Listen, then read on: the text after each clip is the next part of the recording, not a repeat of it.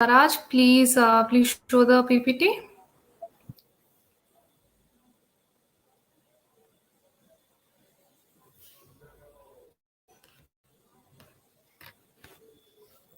Okay. Good evening, everyone. My name is Anisha Biswal. I am from fourth year IND branch, and I welcome you all to the Chit Chat with Alumni Talk series, season 2. And this is our second episode. So, Spectrum Club has commenced this Chit Chat with Alumni Talk series with one sole motive, that is, to bridge the gap between the students and our esteemed alumni so that this opens up the students' mind to practical consideration of careers and long term goals and aspirations. In season 1, we were able to fill this goal, develop an informative, productive, and low stress program. We are now back in season 2 with the same motive to bring students and our esteemed alumni together who, through their knowledge and skills, will help us to design and climb our own career ladder. So, moving on to the next, here in the slide, we have a small glimpse of all the activities that we conduct in our club. So, here we go.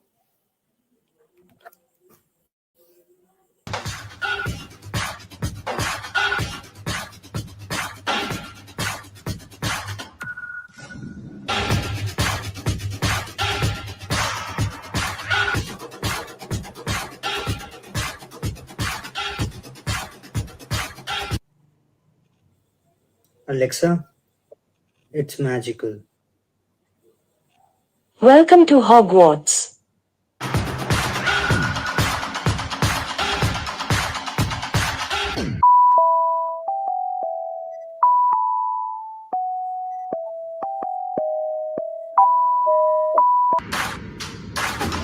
Hey Google, turn on Diwali lights. Lights turned on.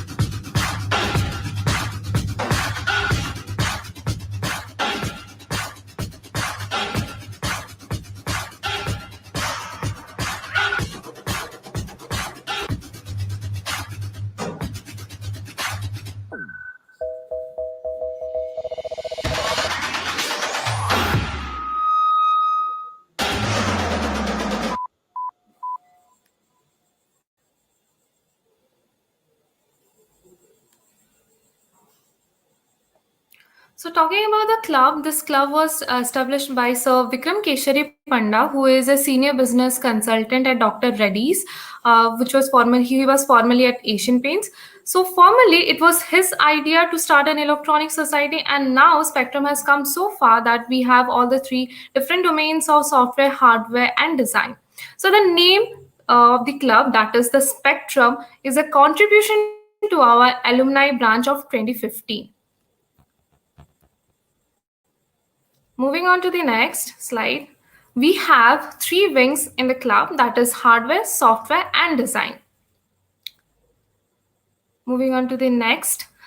Talking about the work culture in Spectrum, it is quite plain and simple. We follow some principles such as a vision with execution, solidarity, enhancement of skills, fellowship, interaction.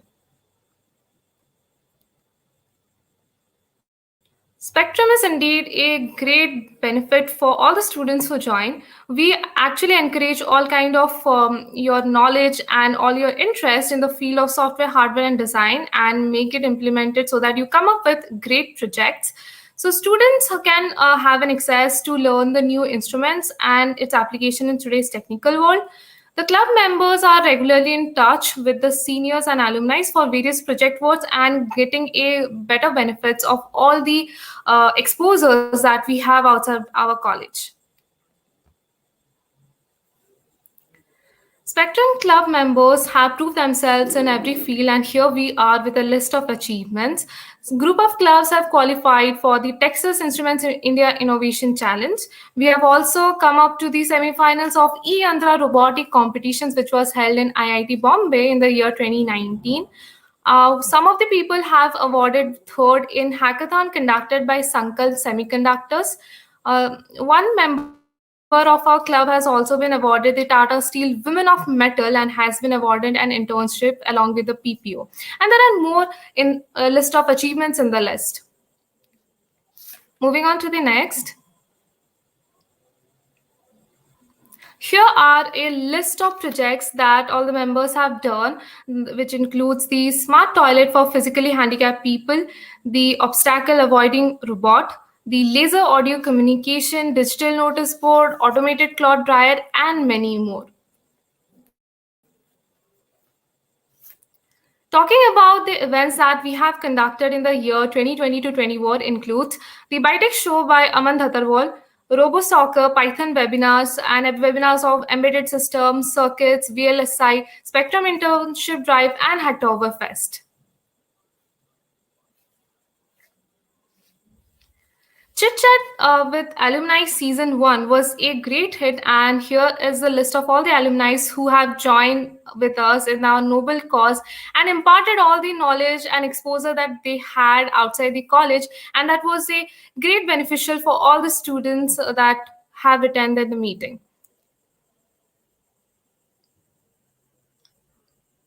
You can reach to us in all the social media handles of LinkedIn, Facebook, Instagram, Dev Platform, and GitHub. Now, with deep pride and great honor, I would announce you all to the star speaker of today's evening, Mr. Ronak Samantray. He is a co-founder of Now Floats, and which is an India-based software as a service technology startup for the small business and enterprise. He has also been a part of Inc. Fellows program or the Inc. Talks in the year 2013. He has successfully completed the fourth edition of E-Founder Fellowship. He has been in Forbes Under 30 Asia in the enterprise and technology category. He is also the co-inventor and chief advisor of Bolts, which is the world's first smartphone charger for bikes. He's from our college, from CAC branch, and is from 2008 pass out. So first of all, I would thank him that in spite of such a busy schedule, he is here with us, joining us in the sessions, guiding us with all our career technicalities and what we have outside of career, outside our college. Here he is with us. So without wasting much time, I would like to give the virtual podium to the star speaker of today's evening, Mr. Ronak Samantray. Ronak sir, the stage is all yours. Thank you so much, Anisha. I mean, it's absolutely a pleasure and honor to be attending this forum, right? I love interacting with students, and especially CET, because CET is quite close to my heart, right? Like, I think what I'm today is because of the time spent in CET. So I definitely Yes. bestow all my, I think, whatever you call it, achievements or failures, both.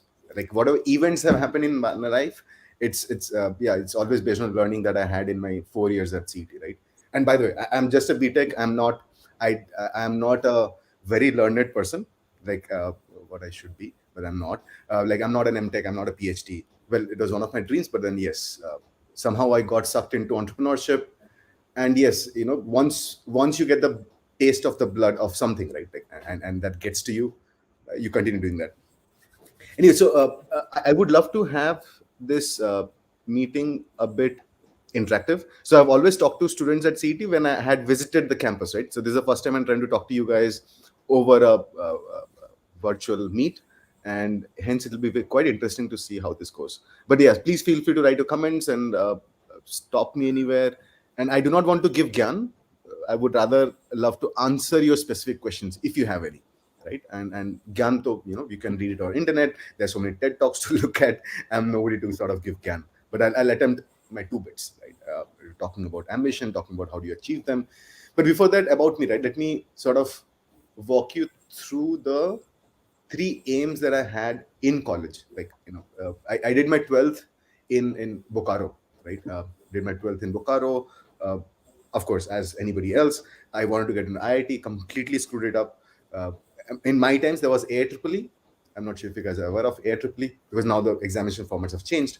And guess what? I even screwed up my AIEEE, right? I wrote, it's pretty interesting. I wrote a wrong roll number on my AIEEE maths exam, and and then I had to scratch it and all that nonsense, right? Because you had to do it with pen, and the invigilator literally did not sign on my paper, so my maths paper got rejected. So yeah, destiny happens. I completely screwed up my IITs and AIEEE. Uh, though the only thing I knew was I had to get into computer science. That was my criteria to get into any college. CET happened by chance, right? Like I give my, that time it was Orissa JE. There was an exam. You give your Orissa JE, and then while checking my results, then one guy tells me, "Hey, you have this rank. You should try CET, right?" And I come to CET. Okay, so when I come to CET, I go to this other college called KITS, right? KIIT.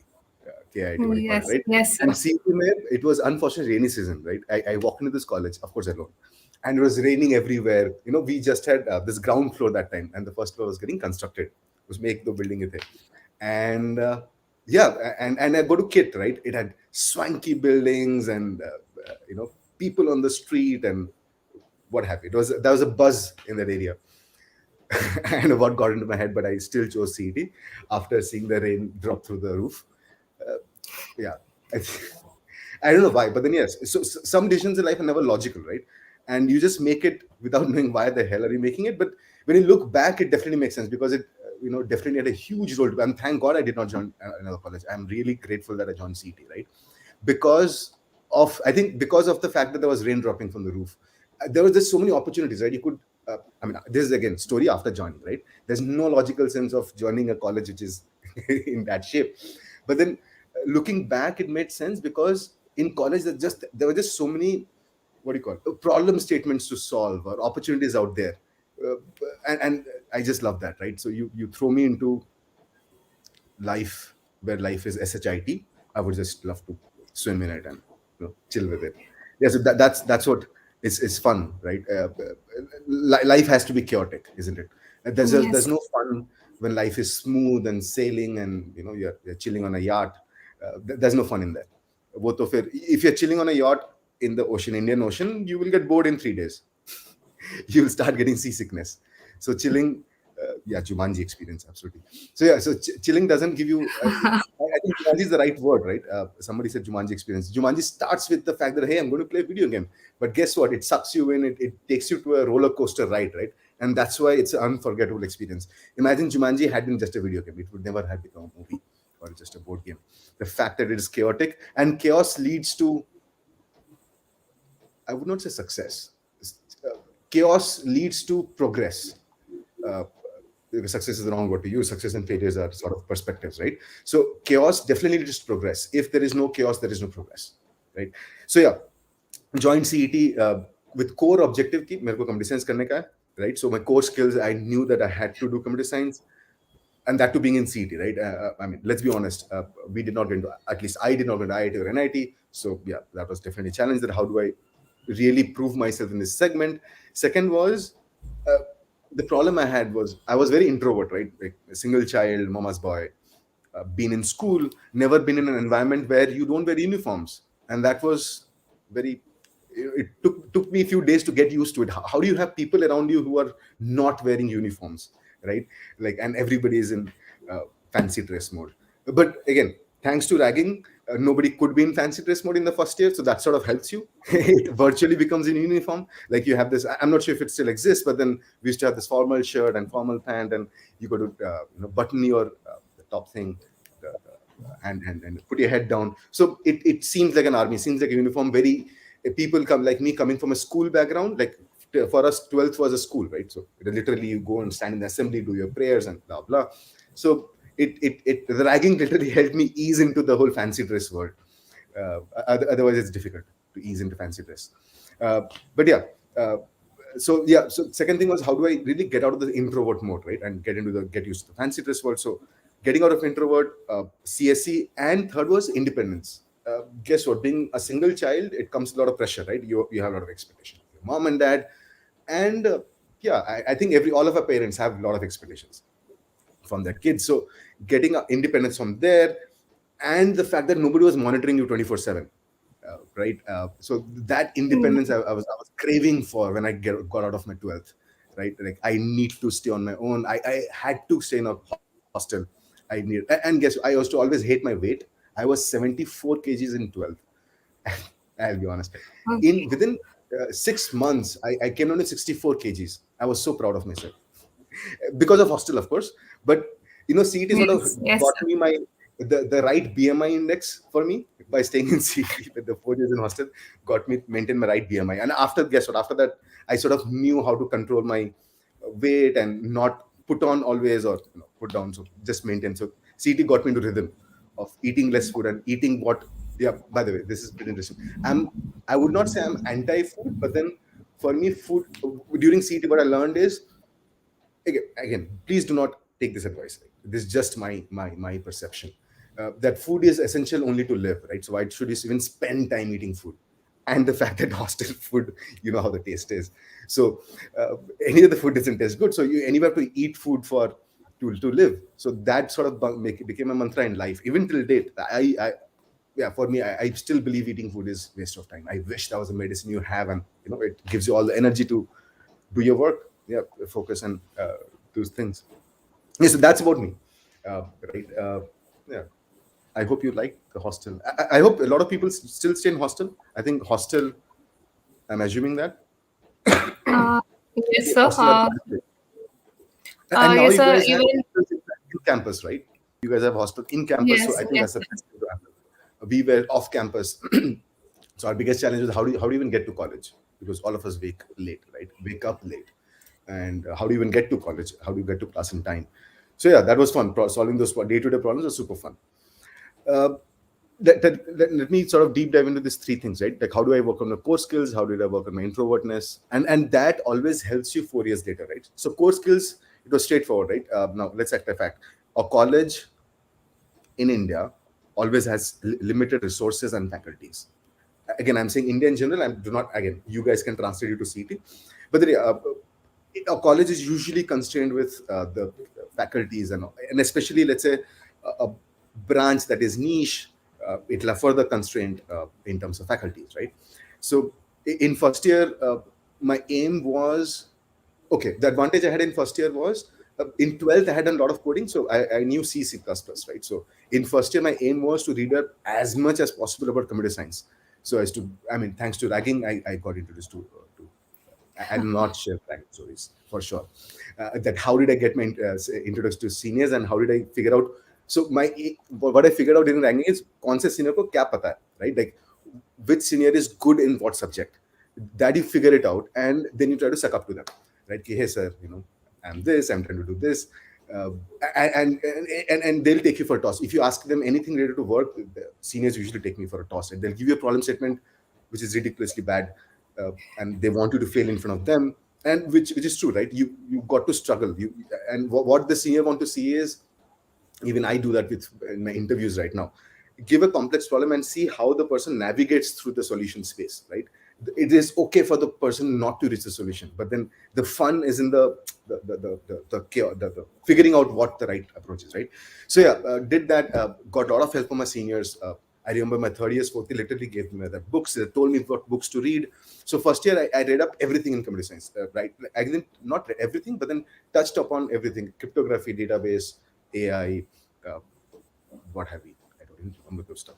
Uh, good part, good that I did not become jack of all trades. But end of the first year, what I figured is I do not want to do database. I do not want to do cryptography. I do not want to do networking. At least I had a list of things that do not want to learn. Right. So that sort of helped me zero in on my domain more. Seniors making peeps interview ready. People interview ready. Oh wow, you guys are 2021 kids with peeps and what have you. Sorry, I'm 2008. I'm 86 born, so I might not be very well versed into your taxonomy, the words you use, but I apologize in advance for that. Anyway, so first year was all about figuring out what the hell is this field is all about. Second year was right. I picked up. So because in first year I know, okay, मेरे को ये सब नहीं करने का, right? So I knew I want to do algorithms and automate and stuff like that. Pick up a problem statement, pick up a solution, and write the code for it. Right, that was all I had. Just write. Participate in every possible contest. Back in the day, we had topcoder.com. We didn't have Hacker Earth. we had top coder, we had my best contest, which I loved cracking, was Mission Mars. There's IIT KGP had, I don't know if they still do. IIT KGP has this contest called their fest, whatever the fest is, and there is Mission Mars where you write your. I mean, it's like a swarm of bots sent to Mars, and your code is running on all of them. So how do you cover the maximum area with the given constraint and the given time? Loved doing that. So those kind of problems, right, kept me always on the toe in second year, right? Because second year, if you look at least in my time, most of the courses are just getting started. You're just learning computer science. First year is generic, so use first year if you're not interested in your branch to read up everything about your branch so that you at least know a few things. Second year, work, right? Like write code, at least from a computer science point of view. If you're electronics, and learn Gerber design, learn PCB design, learn electronics. Doesn't matter that you should learn Gerber design in fourth year or VLSI in fourth year. Doesn't really matter, right? Today we are in a stage where, to be honest, computer science is dead as a standalone entity. Electronics is dead as a standalone entity. Mechanical is dead as that is the new world is a tango between multiple streams, right? Is a dance between multiple streams, and that's what the future is about. It is not about a core subject anymore, right? Your electives will play quite a role. So anyway, we'll talk about the new world. Happy to take any questions. By the way, I'm just giving gun. You can stop me, and pause me anytime you want. Okay, second year was write code. Third year was I think I really loved the syllabus of third year, at least in computer science, because we had all theoretical computer science, right? Automata theory, algorithms, digital mathematics, the compilers. There are few things I love to read. And yes, so advantage was, see, second year I had written enough lot of code, right? With the but then with the debug this code, find the bug in this code, what is the output of this code, all the nonsense went through. But again, found that's boring. I mean, that's not, you literally just learning debugging skills. You're not solving a real life problem. So when you get into theoretical, so third year was theoretical research for me, right? So third year, there's a gear shift. I had this confidence that, okay, I can write any code. Now let's do theoretical research. So how do you study and focus on publishing papers? So third year, fourth year was around that. So that's how it sort of developed my core skills, focused on, so you expand your reach in first year, hone in on a particular thing and go double dips on it, write code if you're computer science. Third year, fourth year is the right time to do research and do stuff which has nothing to do with your semester. Because by the third year, fourth year, you already know what the branch is. You understand the taxonomy of the branch. You can go online. What's that? Do you appreciate core student practicing? Absolutely. I think electronics engineers are one of the best coders I have seen, by the way, right? Because electronics guys, again, I'm talking about the geeks, right? I'm not in the middle of the curve. Some of the geeks in electronics, they really understand ones and zeros so well. They really understand how the hardware level translation works, right? So when they write code in, let's say a C, not a very abstracted language, but let's say a C++, the code is pretty tight, right? Again, in coding, if you look at a lot of abstraction has come in, right? AI, hell, you do not have to be in any branch to write code in AI, right? It's just simple maths. So yeah, so it depends on the abstraction layer we are at, you're talking about in this specific question. So that's about core skills. Second, about competitive programming. What were your competitive programming? Stars. What is stars? My rank? Top coder, I had I think rank of 1,000 something. I forgot, 1,000 odd. But back in the days, too. I used to love those SRM, single room matches and what have you. I love that. Do you appreciate course in practicing coding and aiming for industry? Yes. Hail electronics engineers. Okay, if somebody can, Anisha, if you can help me, like you can collate questions and sort of interpret it for me, that'll be easier, right? Anyway, Okay, moving to the sir. second point. Okay, sir. Second point is how do you control people? That was the second theme in my college, I think, which I did pretty well. I learned, because being an introvert, how the hell do you control people? If you can't control people, you can't do jack in life. You got to know how to control people. Again, I'll say you from a computer science point of view. A person is a human being is the most beautifully designed machine ever. If you can really feel that. I mean, I don't think there is as humans, we have come across a beautiful machine than as humans, neither. We have built a machine more beautiful than humans, right? The number of processing nodes that we have in our human brain is just amazing. See, end of the day, it's an algorithm running in our head. Sorry, our head is an algorithm, not algorithm running in our head. Our head is an algorithm. Some part is a P problem, some part is an NP problem. If you know P and NP, right? Computer science students, polynomial problems and non-polynomial problems. Your subconscious is sort of a NP hard problem, which is a non-polynomial problem. Your consciousness is P problem because you can, to some degree, predict what variables have led to this decision making or this aspect of your life. It's pretty understandable. But then what happens is, with experience, your gut feeding and what do you call the subconscious becomes stronger. So the life becomes more NP hard. And hence, if you look at when you're a kid, when all you have is a consciousness, right? You're not confused in life. You're absolutely clear. As you progress, your confusion in life increases. Adulthood, blah blah. Guess when the midlife crisis happens. Midlife crisis doesn't happen in 20s. Midlife crisis doesn't happen in 90s, because your NP, it's only when the NP part of the problem starts becoming bigger than the P part of the problem, right? You have gathered so much of subconsciousness, so much of data throughout your life, that you have a, what do you call, people call it wisdom, people call it experience, but I call it NP hard problem, right? I hope there are computer science students in this lecture. I hope, or I should say non-polynomial. Okay, anyway, so the non-polynomial part of the problem, right? So, and that's why midlife crises happen in 30s or 40s, where people have, hey, what is life? I have no clue where my life is heading towards. I'm just lost in life. I need religion, I need meditation, I need yoga, and what have we? I need therapy, what have we? That always comes in 40s, because yeah, your subconscious becomes very strong. But nonetheless, that's what life is. And if you can control people, if you can understand this phenomenon, if you can, when I say control people, nobody want, again, please understand, human beings, we do not want to be controlled. So you got to control people without actually controlling them. As in, you have to figure out how the person thinks, how the person, what is at least figure out to 10% or 30% accuracy, what is that algorithm that drives the person, right? And try to mimic certain scenarios so that the person behaves, person gets a chance to execute that algorithm, and you sort of autocorrect yourself, right? It's like a, what do you call, a self-correcting system, that kind of thing. Anyway, so you control people. How do you help you control? That's very important in life. For me, that came with two opportunities. I think with where I learned quite a lot. We didn't have internet in college. Getting internet in college was a big learning curve for me, right? Like doing strikes. Guess what? I didn't know what is strikes before joining CET, right? Doing strikes and going to BSNL office, standing there, doing strikes in BSNL office. All that done, right? So the kisar nahi aap hamare college mein aao, give connections. Pushing people to set up what the hell is LAN. Nobody knew what LAN is in hostel. There was no concept of LAN in hostel. There were micro LANs, but getting the entire, what's the advantage of setting up an entire network in hostel? That you have to fight with the wardens, right? Hostel level pe kyun internet hona chahiye? Hostel level pe kyun network hona chahiye? Why should people play games? Why should there be a file sharing app? We all know what file sharing is used for, but then yeah, why should there be file sharing in the hostel network? And so on and so forth, right? So internet, Zaira was I'm super glad to see Spectrum coming up, right? I think that was one of my, not Spectrum at all. I was not into Spectrum come much later. I passed in 2008. I think one of my dreams was to ensure that kids, at least not kids, that time I was also a kid, stay back after college, because what we study in college, I'll not comment about it. It's what you do with the study matters, right? So it's the after class that matters. It's the post college hours that matters. Of course, at least I'm sure you have this khoti word in hostel. You should do khoti and all that stuff.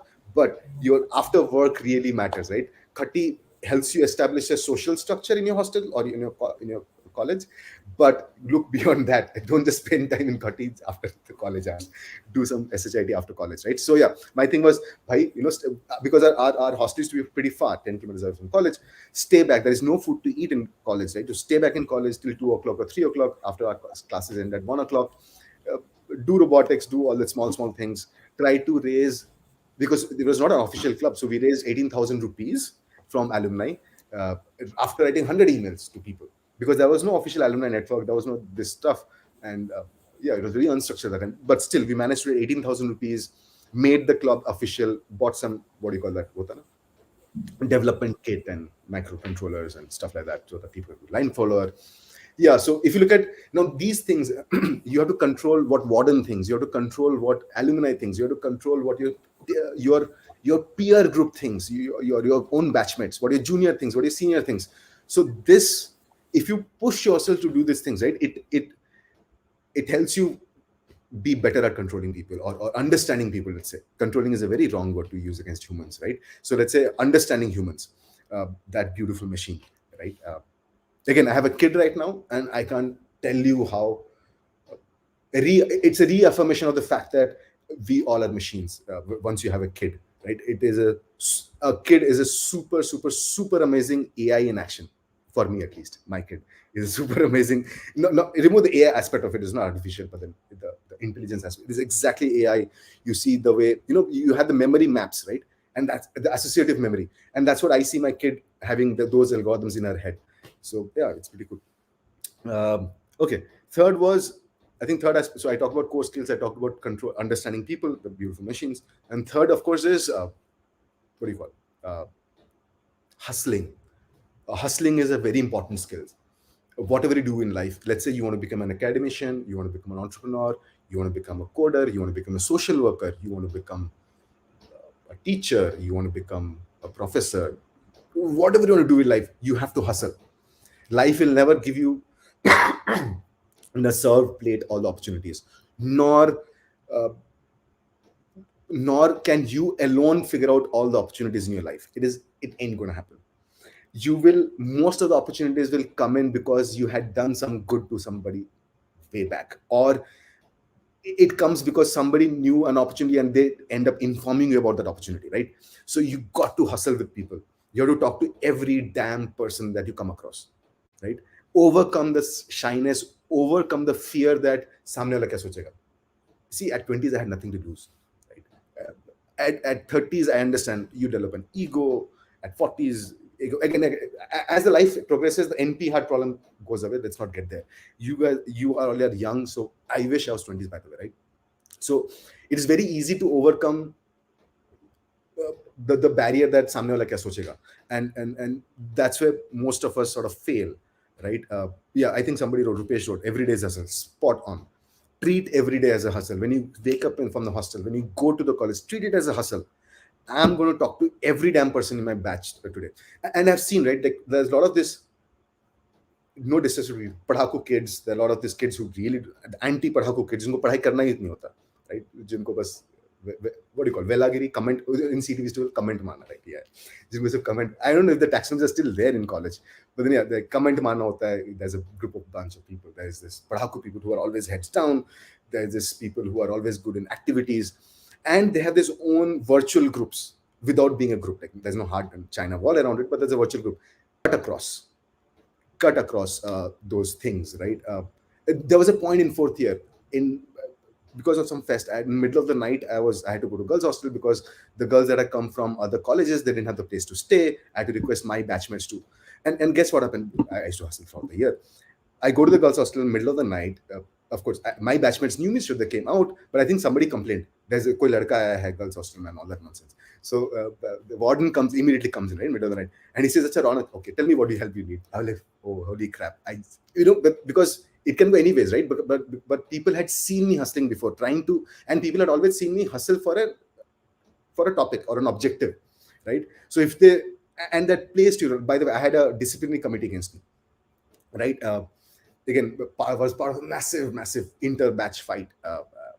60 people got DC, but yeah. So, but then my DC. So it was easy to see through it because again, people thought the evaluators thought that banda, if this guy is involved, there might be an objective, a good objective out there, right? Because people had seen me hustling. Hustling is super important. Ensure that you hustle everywhere. At least in CT, there's nothing to lose at all, right? So go all out, get out of the comfort. Yeah, somebody said, Abrar, the comfort zone should not exist. Yeah, I think the word comfort zone should not, ideally shouldn't exist, but then it's a self-created phenomenon, right? The procrastination as a word, comfort zone, they're all self-created mental phenomena. In reality, in physicality, there is nothing called a comfort zone. In physicality, there is nothing called procrastination. They're all mental problems, right? Yeah, so hustling, I'll give you some examples. In first year, I think I saw a Micromax in one of the videos, right? Back in 2004, there was a mouse you guys have built, right? There were walls and there was a mouse going around. I hope that's Micromax. In first year, back in 2004, I had no clue of robotics, right? I end up getting into IIT Bombay ka koi fest hota, Tech Fest, yes. Got into networking there. Networking as in computer networking, something was happening. I was presenting there, but accidentally ended up seeing Micromax contest, the robotics contest where you have to build a mouse that can cover a maze.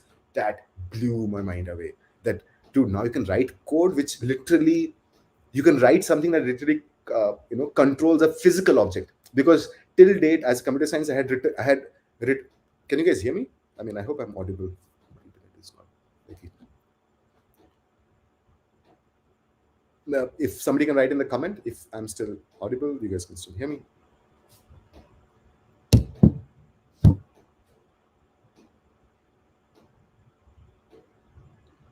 Yes. Okay. Perfect. Yeah. So if you look at what was it to? Yeah. So Micromax really, what do you call it, opened my head. Hey, till date I had written logic to control a virtual entity, right? You display something on the screen, you write a code, and it's just, or you display, or you make a game or something like that. But for the first time, you could control a physical entity, and that was super cool in my eyes, right? And I thought, okay. And so IIT Bombay was a big opening, and the first year, I'm glad that I went to it. And guess what?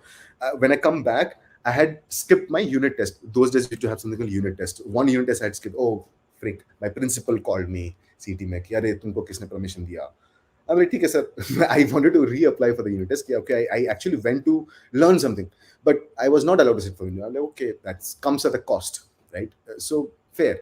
Again, I don't encourage people to skip their exams, but you evaluate what's your risk appetite and how much you can risk, right? So it's absolutely the balance between what your dreams are and what cost are you ready to pay for that dream, right? Because everything comes at a cost. Let's be honest. Nothing in life is free, or nothing in life is just good.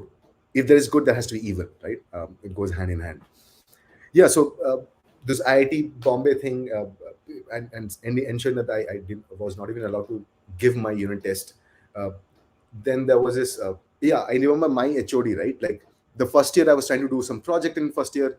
I go to this HOD, and I was nobody, right? First year, he literally throws my file out of the door. Not exaggerating, but then yeah, he literally takes it away, and I'm still standing out of the door. So when he leaves, about to leave, he says, "Arey, banda abhi khada hai." Ask him to come inside. So when you put your head, see, it's very important not to be arrogant when you're young. Absolutely, you have always think that you have not nothing in life. Put your head down, but be stubborn. So be stubborn, but put your head down and be stubborn, right? Don't be arrogant and stubborn. Be modest and be stubborn. That gets to people. People want to work with you. If you are very headstrong and arrogant, then nobody wants to work with you, because it messes up the other person's life, right? Because if you are arrogant, then you are playing with my hormonal balance in my body, right? Because arrogance leads to anxiety leads to anger, what have you, amygdala triggers, and what have you. So it's very important that you are modest. Put your head down. It's, again, I can't reiterate more. I'm sure I've read 10,000 times. Put your head down. Even a leader, when you're facing the most success or failure, stand with heads down. There's nothing wrong in it. If within your heart, your head should be up, but to the world, your head has to be down. You have to see, if you ever want to be a leader, you got to have millions of followers that see you as a leader. Nobody, yeah. So you can't be a leader without people believing that they should follow you, right? And yeah. So be humble, be modest. Again, I reiterate, people need to see that you're a modest guy. People need to, if you really want to control people, make people believe that they can control you, right? I can't go to people and say, hey, by the way, I want to control you, right? And I want to get this done from you. Ain't gonna happen. You have to make them believe that, no, like, and that's how you negotiate in a meeting, right? Like, if you want to get your work, and this is meeting tactics, I think everybody uses. If I want to get work done from, let's say, one of my developers or one other thing, I ensure that the conversation is structured in such a way that the person himself or herself ends up at the solution state, because whereas you wanted them to, but then still, even the person themselves reaches a solution state, they think that it is their own solution, and they execute with that accountability, right? How do you differ brilliant question, how do you differ arrogance with confidence? I'll tell you. I'll tell you an algorithm that you should apply so that you can gauge whether the other person is arrogant or not, right? And that's the algorithm I use.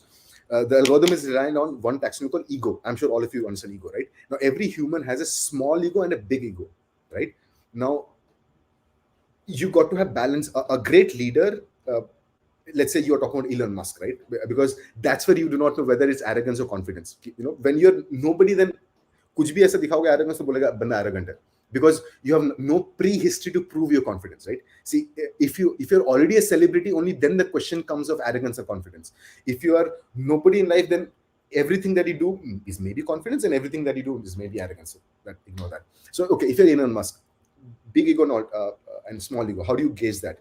So when a leader is speaking, you will see them speak with that flair. When Nelson Mandela used to speak, when great orators speak, when Obama speaks, for heaven's sake, you have that big flair and big aura around them, right?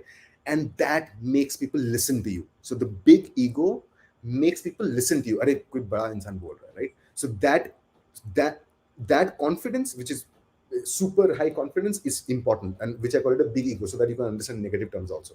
Confidence is equal to big ego, right? Where people want, if you are not confident, nobody's going to listen to your gyan, right? Because there should be spark in your eyes. Again, these are very subjective terms, but then you can feel the vibe, right?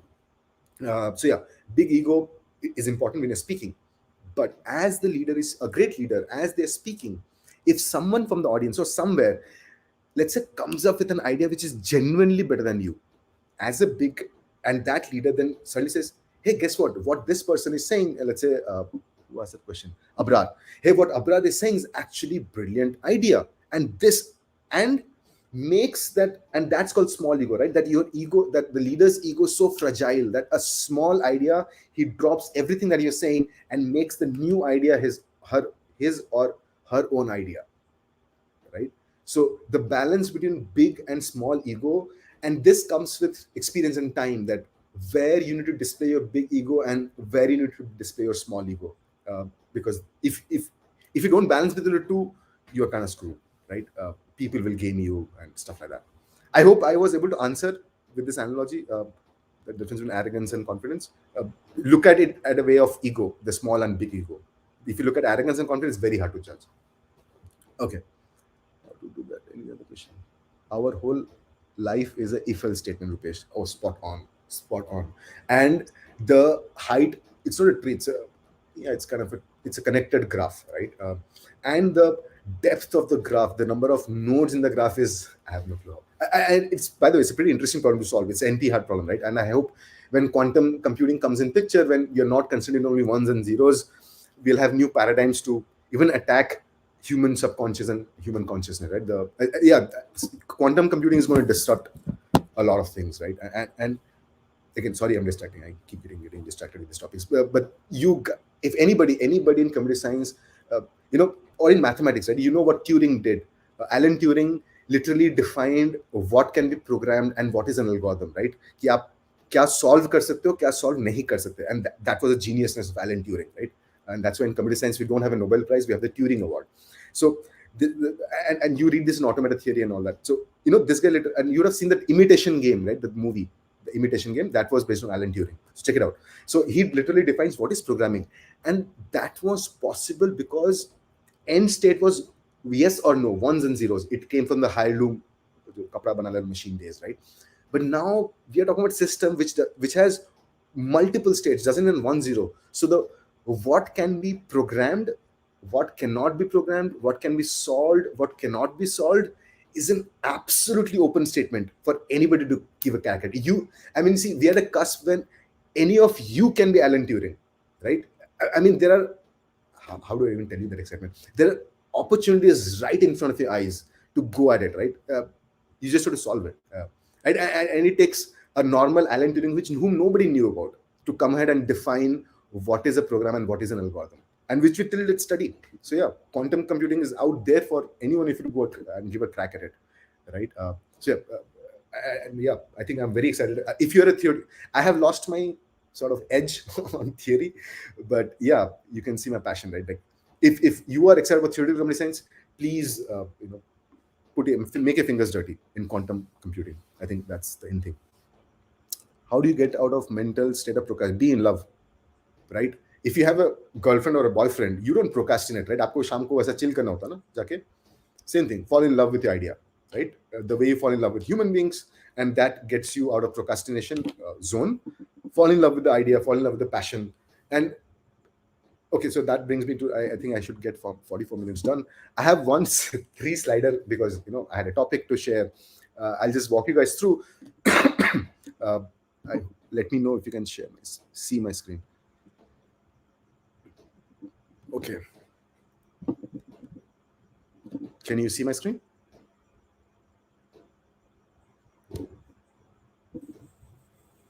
Yes, sir.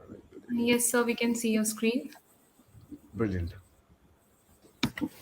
So yeah, and this sort of brings to me like the topic, right, which was road to one's ambition. So I thought, I should give you my spiel of things of what is ambition and how do you even mathematically or theoretically look at this problem statement. See, for me, everything in life is a problem statement. When I say problem statement, doesn't mean a problem, right? So don't problem statement is nothing but an objective which you want to solve, right? Many people misjudge me कि अरे बंदा problem statement बोल रहा है मतलब इसको problem है sir. I don't have any emotional attachment to a problem statement. A problem statement is there because it needs to be solved, and that's the good part of a problem statement. Anyway, so looking at this, right, what's road to one ambition? Let's look at this problem statement, right? Now, what is ambition? What is the construct of ambition? That's what I was trying to ask myself. The way I measure ambition, define ambition, I thought I had two variables that I can use to define ambition. One is abstractness and one is time. Abstractness matlab, my ambition can be, hey, I want to become a physics teacher, versus, hey, I want to take the country independent. Let's say I was Mahatma Gandhi, right? Or I want to change the world, or I want to win a Nobel Prize, or I want to cure poverty. I want to eradicate polio. It can be as abstract or as specific, right? So hence, So hence, abstractness is the height, right? The more abstract your idea is, the more higher you have to climb, right? So while you're wherever you're, either in first year, second year, third year, fourth year, so wherever you're today, this is the time axis, and you can define hey, in 10 years or in 5 years, this is where I want to land, this or this or this. And if you can plot this graph in your head, it tells you how high you're thinking and how long do you have. So end of the day, this is what ambition is. Let's say this is a point I chose in the solution space to be named as ambition. That means it is at this abstracted lens and this time. Now, when you, a girl or boy, when you are looking at your ambition, what does it mean? That this is your vision graph, or what do you call this? In space, you call the swath of a satellite, right? Like if you look at a camera has a swath, right? It has a visible field, right? So when you are looking at your ambition, this becomes your visible field, right? The dotted line you see and around the ambition. And the reason I did not draw a straight line, because hey, winning a Nobel Prize or let's say being a teacher, right, or being a coder, you can be a coder in Microsoft, you can be a coder for a startup, you can be a coder for Google, you can be a coder for hell, anything on earth. So the ambition is never, though you can measure the abstractness specific, but still it is a wide range. Unless you reach it, you cannot pinpoint that spacing graph. It'll always be a which swath area you have to look at. And as you progress, only this point becomes clearer. Now, every ambition, if you look at, if this is the vision area, right? The push happens because of passion. Because in life, right? Or forget life. Climbing a mountain, continuously going uphill, is a difficult task. How do mountaineers keep themselves motivated that I need to, claim Mount Everest? It's it's an uphill task, right? In literal sense. Even and same as your ambition. Your ambition is Mount Everest if you look at it in physicality. And climbing uphill is going to be a nightmare. You're going to run out of oxygen. You're going to run out of your muscular strength. You're going to run out of food. You're going to run out of I know what variables, right? The only way, so what the lever you have, if you look at the physics world, the pulley needs a lever. The lever that keeps the graph up is your passion, right? And that's what I was saying, that love is important because that helps people get over procrastination. So your passion is something becomes like a this is a thing like a what do you call it? Fulcrum. I've forgotten my 12th basics. I think a fulcrum, right? Like which sits and puts a lever up. So it's kind of become fulcrum around which your ambition moves, or your path of life moves, right? So passion is very important. Now, which is obvious. If you look at, if this is the area you're looking at the ambition level, there is a huge area in life that you're not looking at, right? And that is something you sort of realize in life later, and that is called the cost, right? If you want to achieve your ambition, of course passion is important, but with time you understand that everything comes at a cost. Now let me give examples for this. uh, when I was in first year, right? Again, I'm showing a real story. For the things that I got offended and I felt bad, right? So when I was in first year, so if you look at, okay, I told you, right? My aim was computer science. I should read up quite a lot in computer science. I should literally always have a laptop with me. Uh, First year ends with, I think, second semester ends somewhere in March, and basically it bypasses the Valentine's Day, right? And in the first year, Valentine's Day is the most happening Valentine's Day, right? Yeah, because people are going crazy in first year. And so I was, carrying a bag, a laptop bag, walking, and everybody, comment Martha, everybody is to, I still remember that line, right? His Valentine, he would have proposed to his laptop, he would have, so, yeah, and people literally were making joke, "Kya re banda to, he's nothing in life, he uska to laptop is Valentine." And that was a cost for me, if you look at, right? Like, dude, even I'm a human being.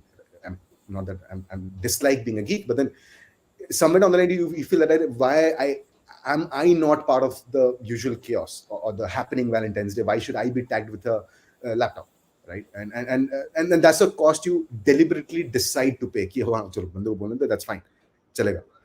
Right? You sometimes have to let go of few things. Your family, for example, my parents. I never went home. Again, I'm not proud of it, but then I never went home in my summer vacations. जब वो छुट्टी होता ना, I always stayed back in hostel. I used to, but it's not that I never went home. I used to only go home to get my clothes washed, which was once in 50 days. I was very bad in the chores, so I used to put my dirty clothes in my bag and ensure that not my parents, but then my mommy used to stay in Cuttack, right? So every 2 weeks I used to go to Cuttack, exactly 2 days, go get it washed, next day get it packed, come back home, right? And yeah, so from my family side, I have been an example of a person ki Ronak kaisa mat bano, right? So yeah, it comes at a cost. If you are so focused on ambition, you will lose a lot of things. And guess you, let's use maths. The height of this node, if it is low, if it is here, you pay a lesser cost, and there's nothing wrong in it. This is the risk factor that I was talking about. It is very important in life to understand what your priorities are, right? For example, your family might be a priority. For example, let's say the ones that are connected to you are not physically healthy, so you have a responsibility to take care of them. So hell, deal with it. That's a variable you can accept. You can't ignore that variable, right? So you'll have to reduce the height of the tree, height of this node, right? Lucky for me, when I was in Microsoft, my dad had a job. I didn't have siblings to take care of. My mom was staying with dad. So yeah, I just, from the whim of a day, I resigned. Lucky, again, I said lucky because, and guess what? Had I not been a single child, had my dad not having a stable job, I might not have taken that step. So the whole variable as a kid that I hated myself being a single child, actually somewhere also came to my advantage, that I didn't have much responsibilities to look at, right? So yeah, so when something goes wrong, just accept it, right? Just take it as a variable that you must accept and move on, right? And then build your diagram, the ambition diagram, right? But be very clear, because if you don't accept the failure, if you don't accept the negative variables in life, you always keep questioning them, and hell, your brain share is just around beating the bush, around answering those stupid questions that have no answers, because that's a non-polynomial problem statement, right? The subconscious part. I hope I made sense here about the cost, passion, and ambition. And I hope it also gives you people a fair enough idea that how do you define ambition and what is a real construct of an ambition. Now that you've defined ambition, you have you understand where in the graph it lies of abstractness and time. How do you reach there? Again, mathematically speaking, there are infinite number of paths, right? Theoretically, there's a more shortest route. You can apply the Dijkstra's algorithm or the Floyd's algorithm to see the loops. But anyway, so you can apply the Dijkstra's algorithm, figure out the shortest path, or you can, which is never the case. The shortest path never exists in life. Your path will more or less be like this, right? The curved path, which bounces around, and it need not just, what do you call it? It need not just stay in this swath field. It can go like this and come back and go like this. It can take any path. And you pick up any two individuals, even in the same segment, you pick up any two coders. each one would have a different path, right? And I think that's why people say, like, if you go to, let's say, Bill Gates, or Musk, or Jeff Bezos, or whoever, and say, I want to become like you, the first thing they'll tell you is, don't become like him, become like yourself, right? Even I say that. The reason I'm saying them, because that is something people respect. You have to become yourself, because no path from the zeroth state till your ambition can be the same. Because, as we already discussed, each human being is a combination of P and NP hard problem, right? Like a combination of his or her subconscious events in life. And hence, no two human beings can ever, or you cannot even think that, okay, if I copy the person's, if this guy thinks I can copy her path and reach to the same success that she has reached, he's definitely not going to get there, and vice versa, right? So yeah, everybody needs to believe that they are going to be the creators, or not creators. There's nothing you create in this damn world. You always discover stuff. So everybody needs to think that they are the discoverers of their own path, and they can take inspiration from others, but really, and this becomes story, right? See, take a theoretical world where everybody chose the same path to reach success. After reaching, would you, as listeners, would you ever listen to their story, or would you ever listen to their struggles? No, because what the hell? सबने तो एक ही काम किया यार. What is coolness in it? As a listener, the coolness comes because any damn entrepreneur, or a person who has made progress in his life, you pick his or her life, you pick up, they will have a unique story, right? And stories come because of uniqueness. Stories do not come from copy paste. Control C, Control V, story नहीं बनता, right? उसमें paragraph बनता है. So your path to ambition is unique and infinite. I hope that gives you some confidence after hitting the cost part, especially. Your typical, oh no, I forgot animation in this slide. But anyway, your typical path to success. This is how the graph looks like. Let's say this is time. I'm assuming you are not X क्या Musk के बेटे का नाम क्या X3, XV3, Z3, whatever. Or you're not Akash Ambani, or you're not, you're not born with a silver spoon, right? I'm assuming. If you're born with a silver spoon, again, don't see it as a bad thing. See it as a stepping stone, right? Like, okay, now that I'm born with silver spoon, now what do I do? How do I take it further? How do I ensure that, your next generation is born with a diamond spoon, or hell, right? Anyway, let's assume from here the base, and the base can be based on your persona, on your this thing. It is always a very slow curve graph, right? It'll be, in the beginning, it'll be very slow growth, and suddenly you hit the inflection point where you start going the J curve, right?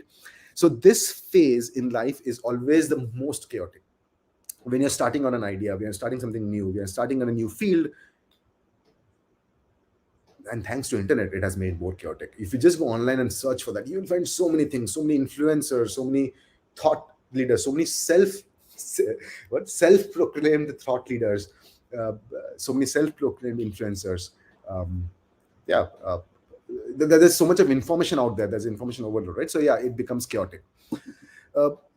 So that's the first property of this phase. The second property of this phase is, of course, your belief in the idea, right? Like, yeah, that's the only thing you have. I think, again, going back to Abrar's point of confidence and arrogance, you call it confidence, you call it arrogance, I don't know, but yeah, at this stage it's just blind belief. It might be arrogance because, yes, you are just stupid enough to just believe in your idea and not listen to anybody else. But fair, that's what makes a great leader, right?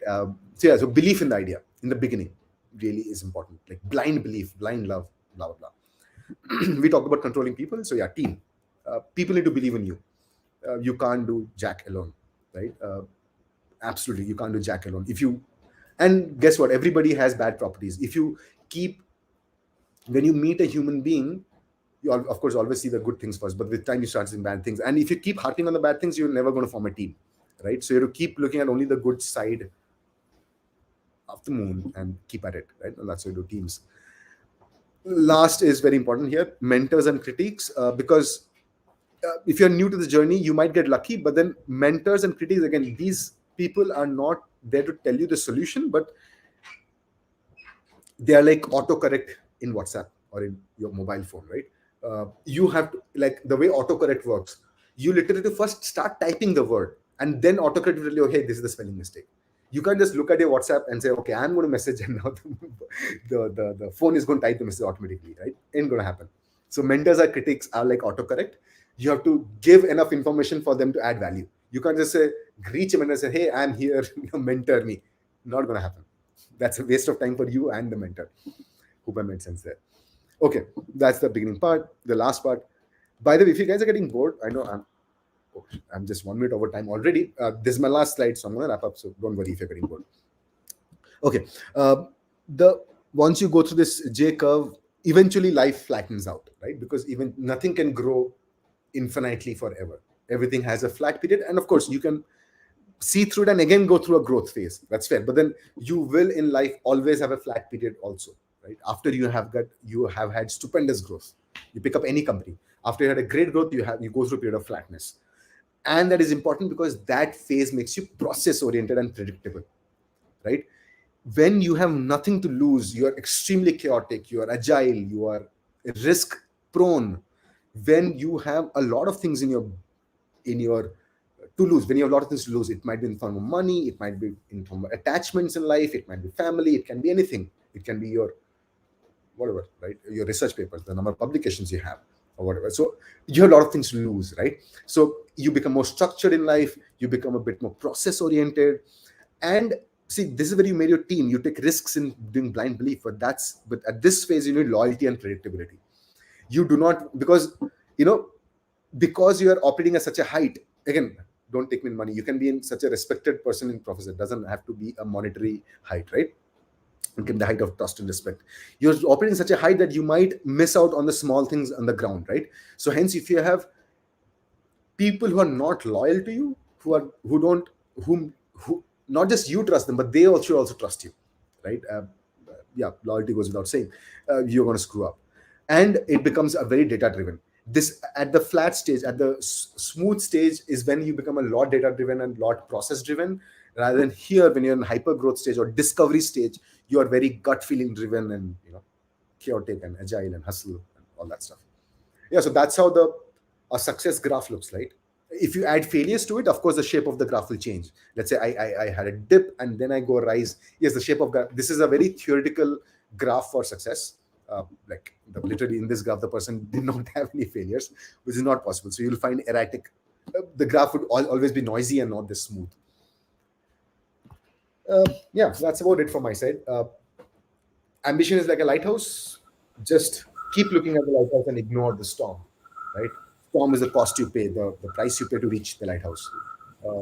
You might miss out on food, you might miss out on attachments. And it's attachments that create suffering. If you read religion every time, that's, I think, one truth that Buddhism tells, that the first truth of life is suffering. And suffering comes because of attachment. The attachment can be a human attachment, the attachment can be an objective, a materialistic attachment to your phone, your laptop, your what have you, to your ambition. But attachment causes suffering, right? So the fact that you want to put a rocket, you want to build a reusable rocket, your Musk, you want to put that comes at a huge cost, right? And it will create suffering. So when suffering happens in your life, do not stutter, right? And that's an indication that you are heading somewhere. And I hope that heading somewhere is towards ambition and not somewhere else, right? So do get attached towards ambition. Suffer for your ambition. That's a great sign. Struggle for your ambition. Keep it as a lighthouse, and all the best for your struggle. With that note, I will go back to that's my PPT, end of the Gyanbala stuff. Let me go back to this, stop my sharing. Okay, I'm back to this. I can see the comments and stuff. I'm done for my Gyan side. You can ask any questions. I think I've overshot time by 3 minutes. How much time do we have more? No, sir. Actually, we can extend the time, so people are interested in asking you more questions about everything. So we can actually increase the time limit, sir, if you're free. I'm fine. Okay. So scope of vision.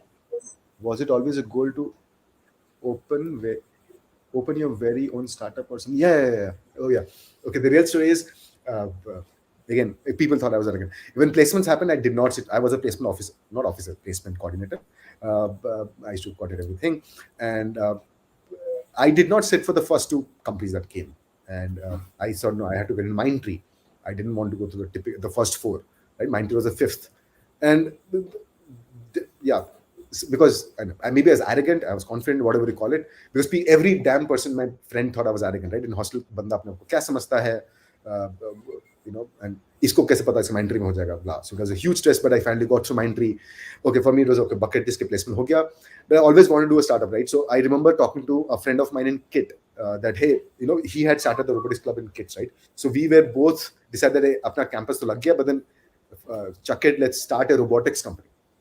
Right, so we were almost about to start a robot, because that was very like doing something of your own. And see, in life there are two ways to make progress: either you achieve your dream or you help achieve someone else's dream. There are only two ways, right? That someone else can be an entrepreneur, can be your parents, can be your partner, anybody. But yeah, either you live for yourself or you live for somebody else. The two ways to do it. And there's no other way. So yeah, I wanted to do something for myself. So hence, I thought I'll not join Mindtree, do my robotics startup. Unfortunately, Microsoft happened, and then thought, okay, yeah, ये तो CET में भी सोचा नहीं था कि Mike should be asked at the campus and I can get into Microsoft. Let us give it a try. I know going to corporate was not the right decision. By the way, I had also gone to IISc that time. Accidentally cleared gate. I got some 99% time. Because that year, IISc had set the paper, and it was very theoretical paper. So I sailed through.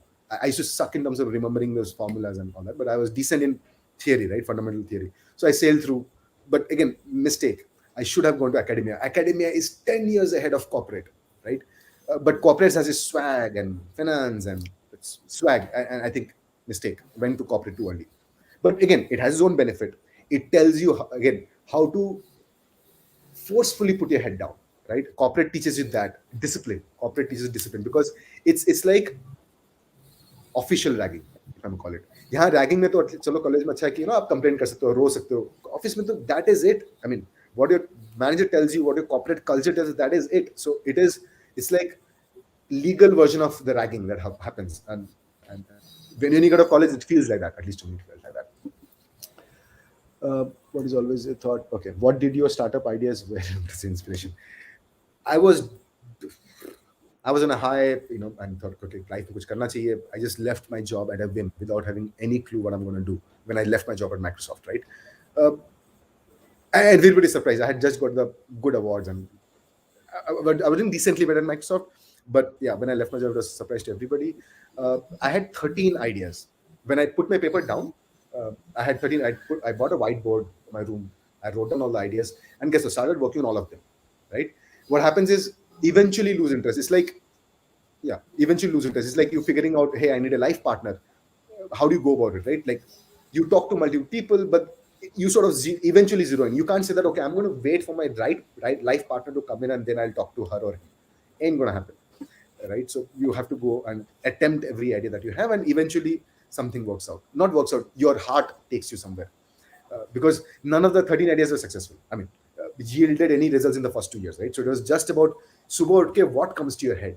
See, it's like relationship or being in love, right? You wake up in the morning, you have forgotten all the fights of yesterday, all the chaos of yesterday. It's a fresh day, a fresh hustle.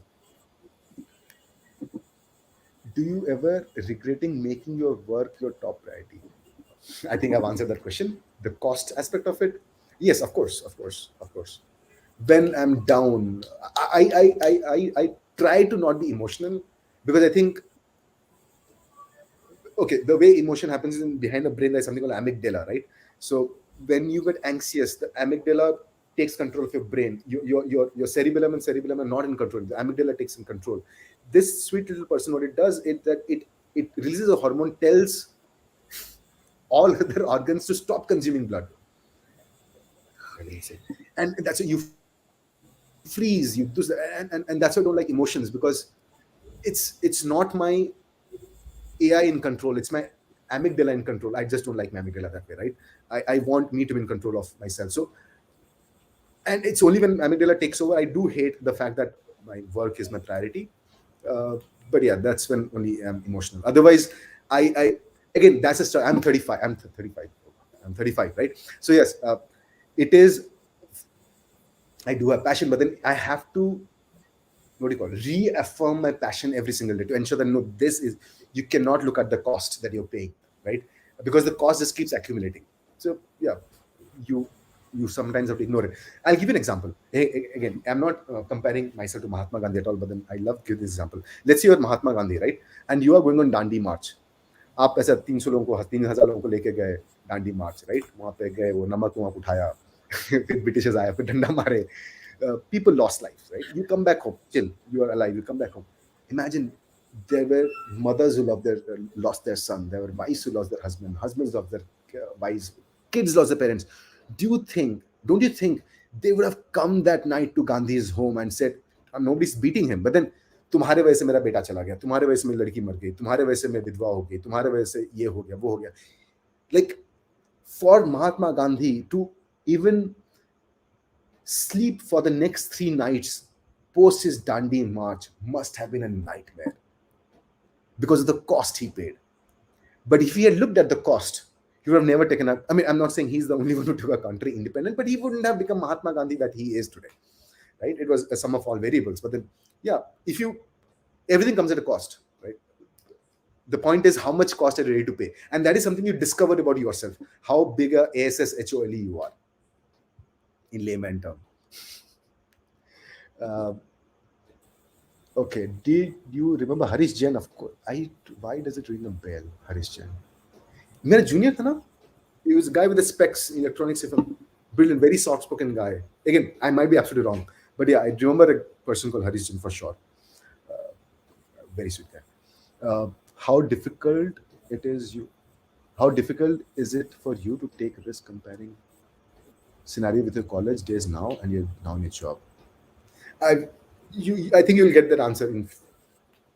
Don't have to track me, but then yeah, for me it's what I've learned is if I'm going to decide, I have to decide, right? I really do not do much of cost benefit analysis when it's a very high risk decision. By the way, about me, I like taking risky decisions because I just enjoy doing that, right? So whatever next I'm going to do in life, it'll never be an obvious idea that, it'll be a niche idea which has extremely high chance of failure, and like everyone will say ki ye kya bakwas hai, right? Like even in 2011, doing a startup in India, the fad was just beginning. Mobile phone was not that big penetration in India. Apps nobody was using. No MSME wanted to use an app. So yeah, so that time doing an app idea and all that was pretty nonsense, right? Doing e-commerce was an in thing. So for me, it's always about look at a very risky idea and go behind it. I think I would die happily. Like I ask myself, right, and this is what it keeps going. Last 10 seconds of my deathbed, what I'm going to think about. Of course, I'll think about a daughter for sure, but then I will definitely think about, hey, did I attempt anything cool? Cool, my night is extremely risky, which nobody else would. So did I do any cool stuff? Did I attempt any cool stuff? It is okay. Like if I've attempted multiple cool things, I think I'll die happily. I really would love to die while I'm doing some cool stuff. Like imagine doing a spacewalk and something hits you and you die. That'll be so cool. But yeah, how do you differentiate from critics and demotivators?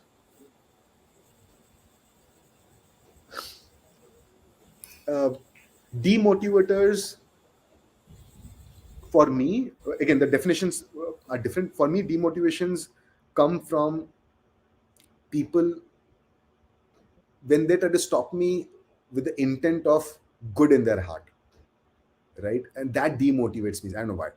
Like for example, people I'm referring to would not want me to take risk in life because of whatever reason, right? Because it's bad for me, my age, my health, and my family, and what have you, right? That's demotivating me. Like, because I don't understand why can't people understand that, hey, this is who the individual is, like, and that's my dichotomy with society, right? Hey, why can't a person just be about taking risk? What's wrong in it? Why do you have to follow the Gaussian curve? Why can't you stay? It is okay to stay on the failure side, but I want to stay out of the Gaussian curve, even on the failure side. But I want to be a failure, but stay out of the Gaussian curve, right? I do not want to stay in the middle of the Gaussian curve. For me, that will be that'll be very weird. I would not be happy in myself if I'm within the Gaussian curve. Again, maybe I set too hard boundaries for myself, but I think that is life. If I don't it's at the time of stress, innovation happens. So maybe subconsciously, I always ensure that my life is stressful. My head is stressful. It's always in the stress, so that I take risks. Okay, is our life a cost to pay? By chasing an ambition? Yes, everything is a cost. Everything comes at a cost. Neeraj Chopra, talk to him. He will talk about that all the training he did, all the time he did not go to parties with his friends, all the time he did not drink with his friends. When at this age, in 20s, you get drunk out of your minds, right? He sacrificed all that and focused on. I'm sure all of you seen that javelin, well, a thing standing on that soft ball, right?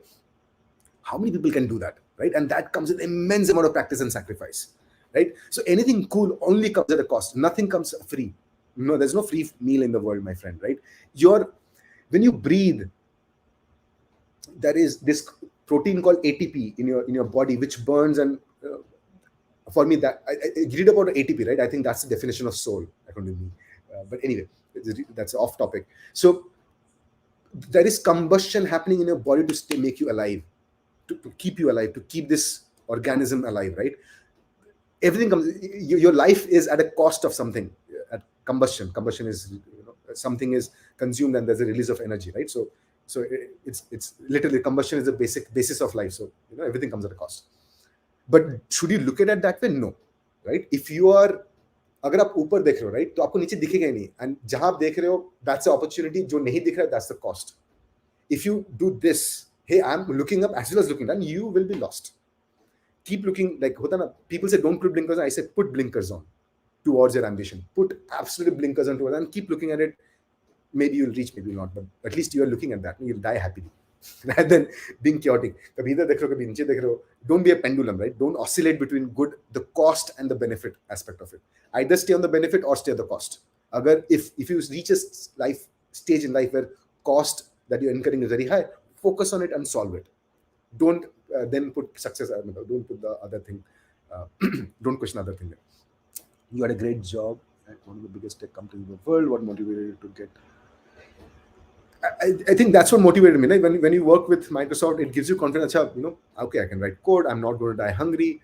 I was in Microsoft, so कुछ नहीं होता, चलो Microsoft में वापस आ ही सकते हैं types, right? So yeah, that gives you that false ego that I can change the world. Working in a big tech company definitely gives you the false ego that I can change the world. It's when you actually quit and try to change the world, then you realize how difficult it is. Right? When I was in Microsoft, even I thought, hey, I can build a social network. I can build a Facebook, I can build a Flipkart. But when you quit your job, go through the honeymoon phase, actually, the rubber meets the road, you'd realize how difficult it is. So leaving Microsoft was a whim. I just resigned one day and told my parents, hey, by the way, I've resigned. How to make an idea more impactful if you have less resources? Ideas become more impactful only when they are built out of less resources and knowledge, my friend. Right? A person who has umpteen number of resources and let's say Akash Ambani, for him to make an impact is very difficult, by the way, for Akash Ambani, right? Like, because guess what? If he does charity, let's say you're a son of a rich person, if you do charity, it's obvious. It will not create that impact. In your head, it might. But then for really people to respect you have to do a lot more than a nobody who's coming into the ecosystem. Einstein could write E equal MC square and become famous, but then there were so many people before him and after him. It's always a nobody that makes the most impact. Remember that. A famous person doesn't make that much impact as a nobody can. Because you're an underdog. This world, see, we are all human. Okay, forgive me. This world is of human beings. Human beings are emotional beings. We love stories, right? And the story of an underdog is any day better than story of an overachiever, right? So hence, by definition, the underdogs always have more impact than overachievers. How do you propose that a student can get started with his own business at an early age? Just get started. How do you propose? Just get started. Don't think. Great explanation. Thank you so much. We all have heard that having your own business comes at a lot of stress. Yes, absolutely. How do you balance work-life balance? Again, you don't. I'm a wrong person to ask this question. A very wrong person to ask the question of work-life balance. How did you overcome the burnout when you're working at a corporate or a startup or anything? Okay. Same answer, be in love, because if you look at when you are sitting with your partner for 2 hours and chilling, just having chat, you don't feel a burnout. Ab 2 घंटे अपने वो ऐसा mummy papa के साथ try to sit for 2 hours with a person you hate versus try to sit for 2 hours with a person you love. Where do you see the burnout, right? If a burnout is happening, that means you're definitely time to rethink where you are. People do not feel burnout. uh, Again, burnout is not cost, right? Burnout is fatigue. Burnout is burnout by definition for me is fatigue, not the cost of achievement. So burnout is fatigue. Fatigue, never know. I don't get fatigued with following my passion. It it's like so again, go back to the same thing again. I'm a boy. Back in the day when I used to do date, not people, but when I go on a date, you you always come back from a date more energized or lethargic, right? You come back energized from a date, right? That's what it is. A love always gives you energy than takes energy from you. So yeah, you never feel the burnout, by the way. What would your suggestion be to a student if you want to go for a startup? Just start over. Just go for it. Be sure about the pros and the cons, the cost, your life situation, and go for it. Don't do startup because you saw a friend of yours raise capital for 10-20 million dollars. Do not do a start. I'll tell you the don'ts. Do so. There are enough reasons, right? Do not do a startup because you think that is the definition of success. Do not do that. Do not do startup. Like, do it for the chaos of it. Exactly my point. Do it to swim in the chaos. To yeah, do it to swim in the chaos. I can't find a better word for it. It's not a still river. It's like really white water rafting. Startup. What is more important? An idea of the startup, the skills to work for the skills to work for any day. Idea can go to toilet. Idea, dude. The startup that the idea that I started is not the idea that I'm on. Every startup pivots. Everybody pivots. It You might start the company. That's all. But end of the day, the startup growth can come with one of your employees' idea, one of your teammates' idea. It is never your idea that leads. Do you think Mark Zuckerberg was the only one who took it to success? Absolutely not. Right? It's Sheryl Sandberg. I mean, Sheryl Sandberg was hugely influential in getting stuff done from a business point of view, right, at Facebook. Can I have 13 ideas of a startup? Get somebody motivated. Well, the old ideas do. Come on. That was 2011. We're in 2021, right? Okay, one thing I can suggest, because you're asking for direction. Again, from my definition, my limited and my risk prone personality, I would recommend do not look at SaaS. Again, please, please, please do not quote me anywhere. You should look at SaaS. I'm in the SaaS. There is no IP in SaaS anymore, right? IP is in the experience. Like, I want to get into software. There is no IP, intellectual property. When I say IP is intellectual, there's no intellectual property left in software anymore. In the software field, when you build a software, the IP has moved to experience because the technology has been so abstracted out. Guess what? You don't need to run a server. You don't need to think about scalability. You don't need to think about security. There are pre-built AI models, and to build you like abstractness in software has gone to infinite level. Versus, I'm talking about when I got into engineering, right? When did I get in? 2004. We used to go to cyber cafe, right? That time software was happening, according to me. That was a happening period. See, again, I'm coming from the fact that you should aim for something which can, take the world ahead, ruffle feathers in the world, right? As well, impactful, what the person just asked. Again, I'm coming from that point of view. So for me, software has become commodity now. Very mature market, very stable environment. You want to make money, get into software. You want to make trust grow. You'll absolutely have amazing. It's like being an IS officer, being a government job, getting an administration, right? Very like when India was getting independence, at least my parents, for them getting an administrative job was a big deal. But now it is done and dusted. There are protocols. There's a defined growth when you go to administrative services. It's very well established. Does it have impact? Yes, it does have impact, but it's a commodity product, according to me. The non-commodity products, which is extremely niche, is core science, according to me, or intermixing of healthcare and tech, the interdisciplinary, right? So if you are computer science, read about textile engineering. If you are fashion engineering, read about electronics. And there's a reason I'm saying textile and computer science and fashion and electronics. If you are electronics, read every damn thing. So electronics getting everywhere. Computer science is becoming the base of everything. And the new fields are like mechanical, civil engineering, textile, fashion, healthcare, bio. They are the next in thing. The core segments are the next in thing, right? And that's where the disruption is going to happen. The disruption is done in the software side. Wo ho gaya. Of course, applications will come, and there'll be SaaS use cases, there'll be apps, there'll be what have we, but interdisciplinary science is the core area. Like, I'm pretty excited about physics, chemistry, maths, by the way. I think uh, physics is going to play a very, very good role 10 years ahead. People who understand physics, people who understand mechanics for that point of view, because robotics is becoming a very common thing, right? Physics, I say many things, right? Look at virtual reality, the optics part of VR, right? It's physics. If you know physics part of it. So look at space, it's physics. Of course, there's chemistry, there's biology, and all that in space. I have no disrespect to other subjects, but at the core, I'm saying, right? Like, so physics has so many applications, and space. Once space tourism booms, I mean, common man is going to talk about space. That is going to influence the next set of underdogs to attempt solving interesting problems in space. Moment 100 underdogs attempt, 10 of them are going to become the next Facebook of space or whatever, right? They'll come with the use case which nobody thought before. And then space, suddenly one finally will see everywhere there's space. People talk about space. Healthcare, thanks to COVID, we have healthcare everywhere. But everybody wants to talk about healthcare. The point is, can you ruffle some feathers, right? Yeah, I can go on and on. Yeah, there's so many opportunities out there. Quantum computing we talked about, right? Again, a very disruptive area. Mechanic, which is robotics, mechatronics, which is pretty interesting. Social work. This country is struggling. Look at what happens in Afghanistan. Look at what's happening in Southeast Asia. Look at what's happening in Korea. Public policy is going through fundamental change. If you're a social worker, think about public policies 10 years ahead. Do you think in a world where everybody gets information like this, our public policies stand? No. Our public policies were made 50 years before, when information dissemination was happening through newspapers, through a media which took time to reach you.